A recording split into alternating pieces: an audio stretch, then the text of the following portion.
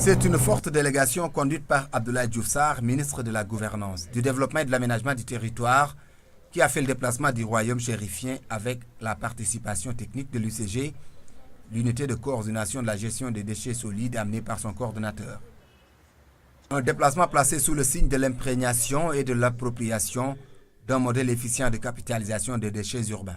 Nous sommes venus au Maroc parce que nous sommes effectivement dans une dynamique d'installer des unités de valorisation des déchets avec tout un process qui en tout cas va permettre au Sénégal d'avoir une maîtrise parfaite des déchets, de la collecte à la valorisation. Nous sommes donc là au Maroc dans une stratégie de recherche d'expérience réussie, autrement dit de benchmark.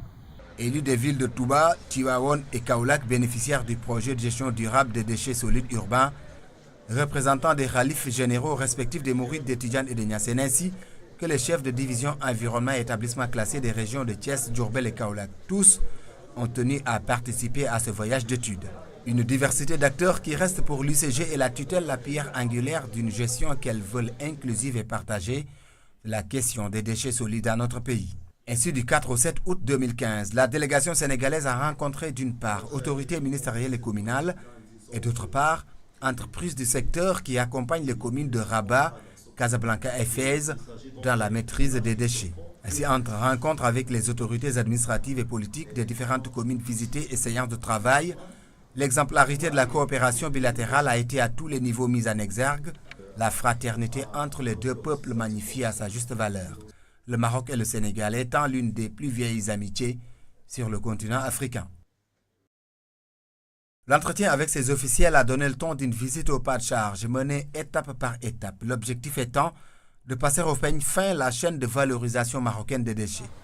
Première étape, les infrastructures d'élimination et de valorisation des déchets ménagers, avec ici les services de gestion de la propreté de Casablanca. L'occasion saisie pour échanger sur le système de collecte et de transport des déchets de Casablanca. Ainsi, pour matérialiser le partenariat public-privé et traduire en réalité la dynamique d'inclusion, l'État et la commune de Casablanca créent la Casa Prestation, une société publique de droit privé à qui ils délèguent la gestion des abattoirs, du transport, de l'affichage et de la propreté.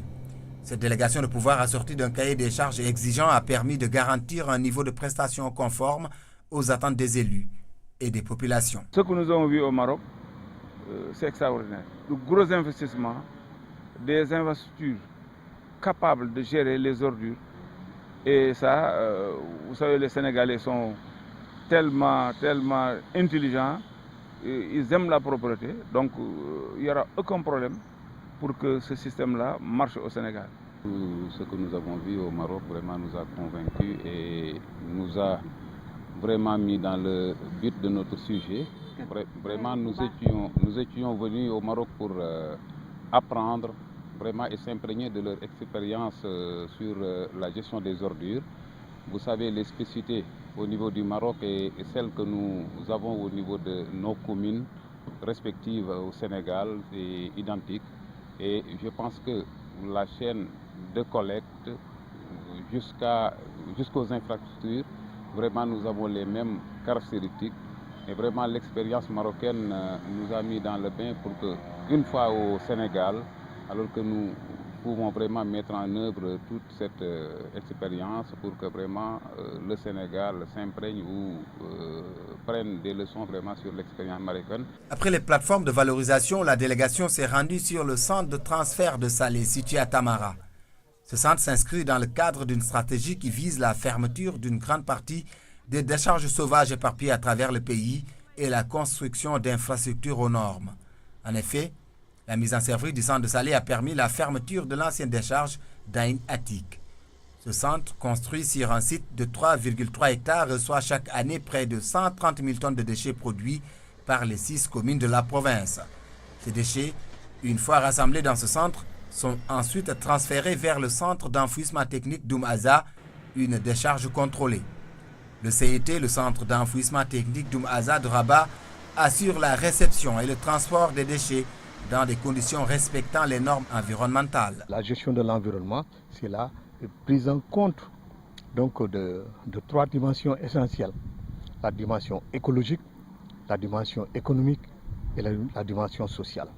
Donc, les infrastructures que nous voyons ont essentiellement pour but et pour objectif de prendre en compte ces trois dimensions. Donc, on verra que par rapport à tout ce que nous avons vu, ces trois dimensions reviennent. La dimension écologique qui est donc prise en compte pour essayer de minimiser les impacts véritablement sur le plan écologique. Donc, les préoccupations, vous voyez, la prise en compte du lixivia, la prise en compte des odeurs, tout est pris en compte à ce niveau-là. Véritablement, se débarrasser également la population de ces déchets, vous voyez, ça c'est un impact social, mais il y a également d'autres aspects économiques liés aux investissements. Donc, véritablement, je pense bien que véritablement, on est en phase véritablement avec ce qui se fait dans le sens du développement durable. Pour ce faire, les déchets passent ici par différentes phases de traitement, dont le tri, la récupération, la mise en balle des matières récupérables, l'enfouissement des déchets ultimes au niveau des alvéoles, la récupération et le traitement des gaz et des lixivia produits par la fermentation des matières. Le centre intercommunal de traitement des déchets d'Oumhaza de Rabat reste le seul CET au Maroc qui dispose d'un centre de tri qui regroupe 153 trieurs. Je suis ancien chiffonnier. Nous sommes bien organisés ici. Moi, je suis ancien chiffonnier. Je dois dire que depuis plus de 10 ans, nous avons travaillé sur cette décharge sauvage. Pas de protection sociale, dans des conditions parfois dangereuses, sans sécurité, sans protection sociale. Ici, on a affronté toutes sortes de risques, parfois au contact des matières les plus toxiques. La décharge sauvage. Mais grâce à cette nouvelle politique, les anciens trieurs sont aujourd'hui devenus de vrais acteurs. On s'est formalisé, organisé en coopérative qui regroupe 153 trieurs et 27 qui sont sur liste d'attente. La coopérative réalise aujourd'hui un chiffre d'affaires de plus de 4 millions de dirhams. Cette nouvelle approche a fait des anciens éboueurs des acteurs clés dans la chaîne de valorisation des déchets. Un sentiment de fierté pour moi, qui évolue depuis presque plus de 20 ans dans le système de gestion des déchets au niveau de la commune de Kaolack. Moi, je dis que je suis fier aujourd'hui. Quand je vois un acteur qui a commencé à partir de la base, être un boudjouman, comme on le dit, un collecteur, et aujourd'hui arriver à la tête d'une coopérative qui prend en charge des salaires, mais aussi la prise en charge en termes sociaux, la prise en charge de la santé de ces éléments, aller même jusqu'à avoir une voiture de transport pour la coopérative. Moi, je dis que la coopérative, elle est meilleure. Nous avons vu une bonne intégration socio-économique des récupérateurs qui étaient à la décharge sauvage. Donc, ce qui est une problématique similaire avec la décharge de Mbobos, où aujourd'hui plus de 1500 acteurs travaillent et vivent de cette décharge dans des conditions très difficiles, dans des conditions extrêmement indécentes. Aussi à Kaolack, à Touba et à Tivaouen aussi, il y a des récupérateurs itinérants, mais aussi des récupérateurs au niveau des décharges sauvages. Donc, avec cette expérience capitalisée au niveau de Rabat, on a aujourd'hui quand même une bonne orientation pour mieux prendre en charge cette réintégration de ces récupérateurs informels dans le dispositif qui sera mis en place. Quitter Rabat pour Fès pour la délégation sénégalaise, c'est aller à la découverte d'un site tout aussi important, le centre d'enfouissement technique de la commune urbaine de Fès, dont la vocation est de recevoir les déchets de la commune urbaine. Il est doté d'un centre de stockage, de contrôle et de production d'énergie propre par moteur biogaz pour les besoins des équipements municipaux de la ville tels que l'éclairage public et les bâtiments administratifs. L'expérience au niveau de la ville de Fès aujourd'hui montre, pour ceux qui ne le croient pas, montre encore une fois que ces déchets peuvent être une source, une valeur très très importante et que aussi c'est des richesses. Et aujourd'hui, par exemple, on est en train donc de produire donc cette bioélectricité, cette électricité qui est produite par valorisation du biogaz, et cette électricité très importante, quel que soit le coût. Aujourd'hui, elle est à moindre coût, mais même si elle devrait coûter le même prix que l'électricité actuelle, c'est une électricité qui est propre et qui est renouvelable. Et ça, on doit tous, bien sûr, faire évoluer. On est là sous un soleil extraordinaire. C'est une richesse aussi pour nous. Et là, voilà des créneaux sur lesquels on doit encore donc, évoluer. Là, nous voyons qu'au-delà, vous avez la verdure, c'est des déchets qui sont redevenus donc, valorisés et qui, à terme, peuvent servir de champ, peuvent être utilisés par donc, les cultivateurs pour faire de l'agriculture. Donc vous voyez que les déchets ne sont pas uniquement que quelque chose à rejeter.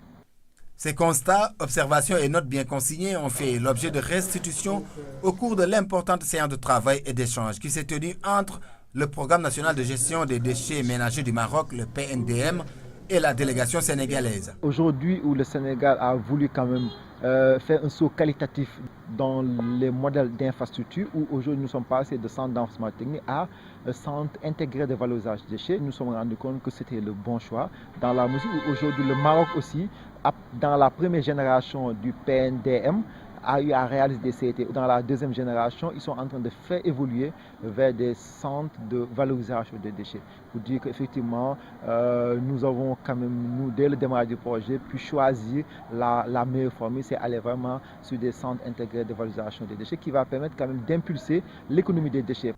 Lancé en 2008, le Programme national de gestion des déchets municipaux et assimilés, couplé aux déchets ménagers assimilés, a favorisé des réalisations importantes en matière d'infrastructure et de mise en place d'un système de gestion intégré des déchets avec une part importante réservée à la sensibilisation, la communication et le renforcement des capacités. Tout ceci grâce à un budget de 2400 milliards cofinancé par l'État et les communes. Le tout accompagné de réformes juridiques importantes ponctuées par une loi cadre qui réglemente la gestion des déchets ménagers. Aujourd'hui, la question des déchets doit pas être analysé en termes donc de fléau, mais il faut changer de paradigme et parler maintenant d'économie des déchets. À partir de ce moment-là, l'appropriation pour ce changement de paradigme nous semble essentielle. Et naturellement, tout le travail de mise en place sera effectivement conduit. Nous remercions la BID, qui est ici notre partenaire stratégique pour la mise en place de ce dispositif, qui certainement, s'il réussit au niveau de ce site pilote, va être élargi au niveau national. Il est important de continuer très rapidement le travail de sensibilisation pour une appropriation par les acteurs de ce dispositif que nous voulons mettre en place. Ainsi, pour boucler une semaine face en échange et rencontres entre officiels sénégalais et marocains, la délégation sénégalaise a effectué une visite religieuse à la Jaouia Cheikh Ahmed Tidiane Chérif. Des prières formulées pour le président de la République, le peuple sénégalais, ainsi que pour la réussite du programme de gestion des déchets solides urbains dans notre pays.